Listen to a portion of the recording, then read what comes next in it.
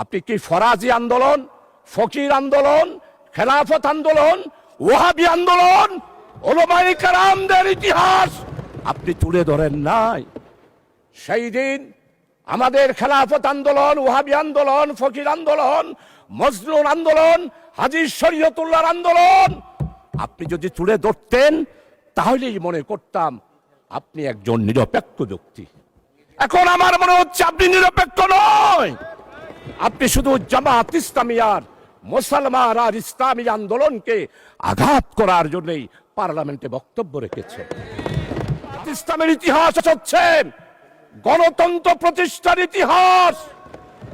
জামাত ইসলামীকে আপনারা বারবার অনেক তকমা দিয়েছিলেন, কোন তকমায় জনগণ বিশ্বাস করে নাই।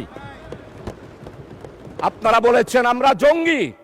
জনগণ 12 তারিখের নির্বাচনের মাধ্যমে প্রমাণ করেছে জামাত ইসলামী জঙ্গি সংগঠন নয়, গণতান্ত্রিক, নিয়মতান্ত্রিক, সাংবিধানিক একটি আন্দোলন এবং সংগঠন। মাননীয় স্পিকার, জামাত ইসলামীর গণতান্ত্রিক ইতিহাস অনেক সময় লাগবে। আপনি যেহেতু আমাকে সময় নির্ধারণ করে দিয়েছেন, আজকে জামাত ইসলামীর ব্যাপারে শুধু এতটুকু বলতে চাই, ভুলে গেলে চলবে না। 1997 সালে দেশনেত্রী বেগম খালেদা জিয়া বৃহত্তর বিরোধী দলের নেতা ছিলেন। চট্টগ্রাম মেডিকেল কলেজে গেলেন, অবরুদ্ধ হয়ে গেল। ফ্যাসিস্ট, স্বৈরাচার যারা বাংলাদেশে জঙ্গি কায়েম করেছিল তারাই বেগম খালেদা জিয়াকে চট্টগ্রাম মেডিকেল কলেজে অবরুদ্ধ করেছিল। আজকে আমাদের মরহুম শহীদ সালাউদ্দিন কাদের চৌধুরীর ছেলে আছে হুম্মাম কাদের, আমাদের সম্মানিত অর্থমন্ত্রী, চট্টলার কৃতি সন্তান, যার পরিবারে উনার আব্বা নয় উনার দাদা থেকেই মন্ত্রিত্ব ওনারা পেয়ে আসতেছেন, সেই রকম সম্ভ্রান্ত পরিবারের সন্তান উনিও দেশনেত্রী বেগম খালেদা জিয়ার সাথে মেডিকেল কলেজে ছিলেন। আজকে সম্মানিত অর্থমন্ত্রী আপনি স্বীকার করবেন, সর্বপ্রথম টেলিফোন করেছিল মরহুম শহীদ সালাউদ্দিন কাদের চৌধুরী আমি শাহজাহান চৌধুরীকে। আমি তো জামাত, আমি তো শিবির, কিন্তু সেই দিন আমরা জামাত শিবিরেরা চট্টগ্রাম মেডিকেল কলেজ থেকে দেশনেত্রী বেগম খালেদা জিয়াকে সালাউদ্দিন কাদের চৌধুরীর আহ্বানে জামাত এবং শিবির সেই দিন বেগম খালেদা জিয়াকে আমরা উদ্ধার করেছিলাম।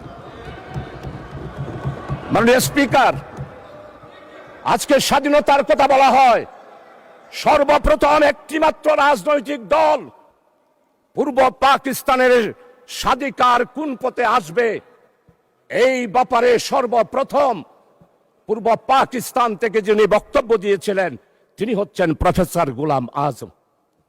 1970 সালের নির্বাচন হলো, নির্বাচনের পর সর্বপ্রথম একটি রাজনৈতিক দলের পক্ষ থেকে সমস্ত পত্রিকা সাক্ষী তাসপাটু পাওয়ার শেখ মুজিবুর রহমান প্রফেসর গোলাম আজম বক্তব্য দিয়েছিলেন।